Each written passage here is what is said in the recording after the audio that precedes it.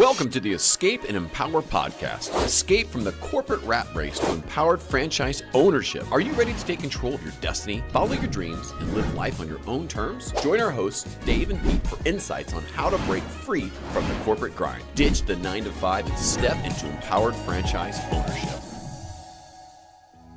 Good morning and welcome to the Escape and Empower podcast. My name is Dave Greenberg. I'm here with my co-host, Pete Gilfillan. Good morning, Dave. Good morning, Pete. You know, listeners out there, or, you know, one of my funny podcast hosts calls listener. Well, we have many listeners, Pete, and they're talking to America's #1 franchise consultant team. Between you and I, Pete, we've helped out more people in America than anyone else in the business. Darn right. We're here. Our mission is to help executives live life on their own terms, build wealth, and certainly take control of their destiny by being empowered franchisees, right? So our job, our mission is to help others. You know, I was thinking about this podcast, and I just was thinking of you, man. Work hard, hustle harder. Why Americans are working multiple jobs in all life stages. The side hustle is in. Yeah, there's no question about it. If you don't have a side hustle, you might want to consider getting one. We'll lay out today why we think that the side hustle, why get out there and get hustling and get something in place. Because, you know, I think a little bit about what's going on with the economy, this uncertainty, right? And it's absolutely amazing if you look at how many Americans have a side gig. So we have a corporate job and we have something else, or we have multiple different jobs, multiple incomes. Roughly 9 million people held multiple jobs in early 2025, right? This is the highest we've seen since 2008. So when we have economic uncertainty, bottom line is that more people double up on jobs or incomes, right? It is absolutely amazing. And X, there was a post that basically says there's been 282 multiple job holders added in June alone, right? People are looking to diversify. It's the people that aren't just in a life stage that are preparing for transition. You know, it's the 30, it's the 40-somethings that are saying, okay, I see what's happening to the people above me or people around me. Why not prepare now? So we're just not here to help the aging and retiring corporate executive out of the C-suite. We're here to help everyone, right? And when you think of our candidates that come to themselves in the early 40s, right? They got the kids figured out. They understand college is coming. They have some runway. They can take some risk. And they say, all right, well, let's think about business ownership. It's something I've always wanted to do, and I'm not waiting because everyone around me is starting to do it. I think Forbes said 38%. I don't know if you said this, Pete. 38% of Americans hustle with a side hustle, and they just basically, they want a second revenue stream, but some are doing it because of the rising cost of living. Necessity sometimes trumps the passion in a side hustle for choices, right? You know, some people may say, hey, I got to do it to survive, not dream. Well, we think you can do both because having a side hustle, working smart, working hard, and planning a portfolio, not in the way that traditional people plan their stock portfolio, but your income stream, the work that you do, how do you deploy your time, who you work with, really what your 3 or 5 year goals are to get out of a side hustle. Don't do it for extra spending money, beer money, whatever money you want to call.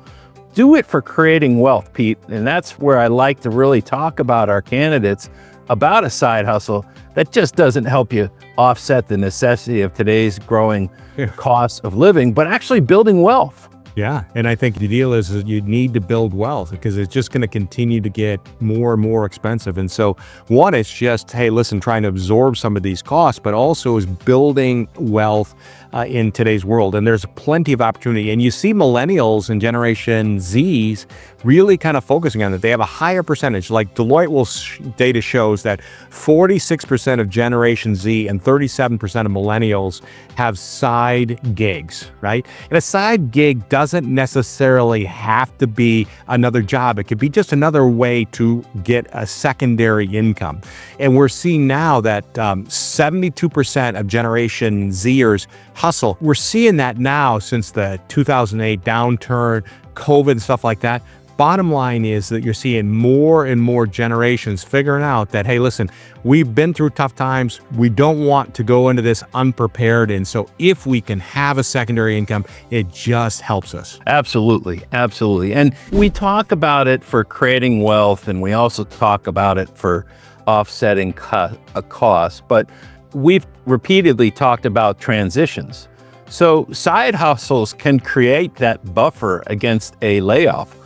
When someone moves your cheese, and I think we might have talked about this in another podcast, but almost 1.8 million people in April had involuntary separations. And I know it's just a big move. Why not set yourself up for security, not just in what you have in the bank and your balance sheet, but also what you have flowing into you. So when one goes up, one goes down. You've owned multiple locations. I own 6 individual franchises. If one's not doing so well, then the others are going to pick up. I'm fortunate all are doing well. But think about it as a portfolio and how you provide for your family, cover your costs, live your lifestyle. Yeah, we've done many podcasts in regards to getting laid off, right? And this idea that when you get older in your career, you're getting pushed out. And we're even seeing that at younger ages. I mean, there were nearly 1.8 million involuntary job separations in April alone this year, right?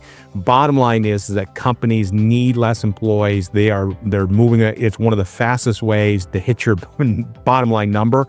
They're getting rid of people, and you need to be prepared. If you got a side hustle, that's a little extra money that you can have. So if you get pushed out, and bottom line is that got pretty good odds of getting pushed out, make sure that you have something. I use the term when something zigs, something else zags, but have something in place that buffers you against layoffs. And these side hustles can have a social and emotional toll. But what Pete and I do is help you think through that so it doesn't have that social and emotional toll. Yeah, if you're young, you want to do Uber Eats on top of your job, work nights, work weekends, do all those things. That's great, right? But that's time in exchange for money, which is fine. The question is how do you make money while you sleep? How do you take your skill set? How do you take your savings or your balance sheet? How do you take your network? How do you take the people around you? And say, how am I going to work on something? How am I going to build a business that I don't have to be there 24/7? I put good people in place. I put managers in place. And how do I build that business so it's making money while I'm making money, or actually doing something with the family or something with friends? Yeah, right. It's leveraging your time in the most efficient way, right? So if you can pay somebody else to be there doing that while you are making more money doing something else, or you are having the lifestyle that you want, I mean, that's one of the benefits that you and I have gained by being business owners, right? Right. We have set up businesses where we don't have to be the business. We can basically be involved in the business, watch over the business, but bottom line is we're leveraging our time in the most efficient way, and that's a big deal. But the deal is that people worry a little bit about society, like this idea, what are people going to think of me if I'm doing all these different things? I got multiple jobs, but bottom line is that society's into this multi-job, multi-income side hustle world. I mean, it is now becoming more prevalent, and people are more accepting it. And you see a lot of this also with dual careers, right? Or families that have side gigs set up on the little extra on the side. So bottom line is that this gig economy that we're in, it's never been easier to set up something on the side. Keep your corporate job, keep your corporate income, and put up something on the side where you are prepared. I just whack myself in the head. I scratch my head. How loyal were we? Blindly loyal is what I used to call it, because we loved Ford Motor Company. We loved the people. We still have friends. We love the peers. We love the dealers. But man, did we drink the loyalty juice? I mean, we didn't have time, 7 a.m. to 6 p.m. and 50%, if not more, travel during the month. But we just would never think about this back then. And then people started getting income properties, and it wasn't real prevalent. But today it's a total different deal.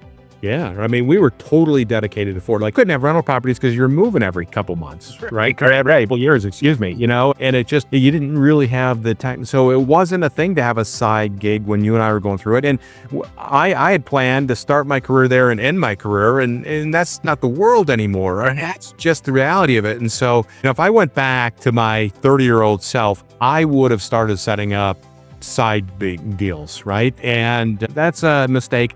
Now, I left Ford, I figured that out, and I do have my side hustles, and that makes a big difference in my life. It allows me to build wealth, but it also allows me to prepare if something zigs, something zags. I'm Olston. So it is all about, in today's world, having that side hustle. And it doesn't have to be another job, it can be other ways, but you need to make sure that you're diversifying your assets and income. It is a very important thing to do. Tech stacks today, I was kind of giggling when you talked about we couldn't own income properties because you moved away. I actually bought one. Laura and I bought one. We stayed in it while we were moving back to Michigan. We loved it so much and it came for sale. We bought it and then we went and bought our house.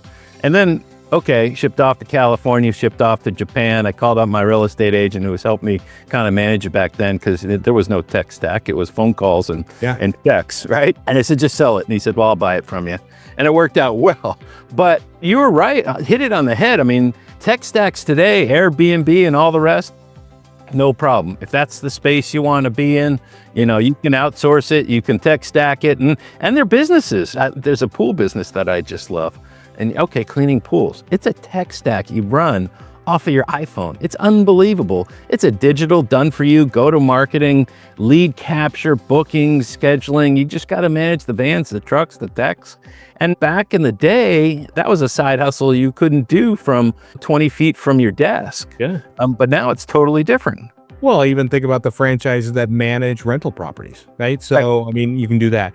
Or there are franchises that do all the maintenance for your house, right? You can set them up where they will come and they'll do anything that needs to be done on a monthly basis. They just like having a house person, right? Just literally they take care of everything.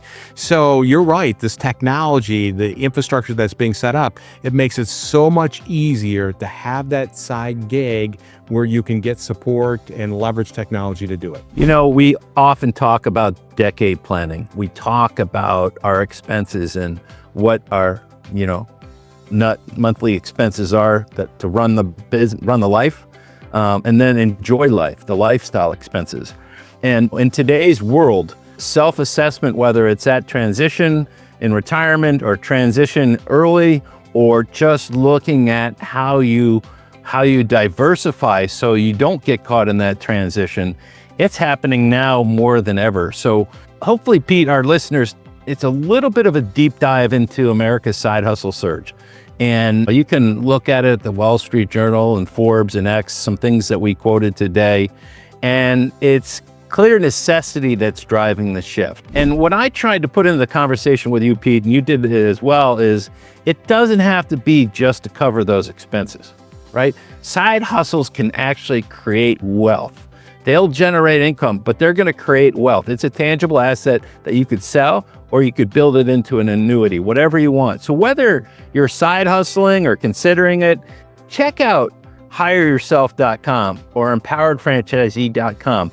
We are America's top franchise consultants. We've been doing this for a long time and we take care of a lot of people every year. So give us a call and in 15 minutes, we'll figure out whether it makes sense to work together to explore the opportunity of creating a side hustle through business ownership, through franchising.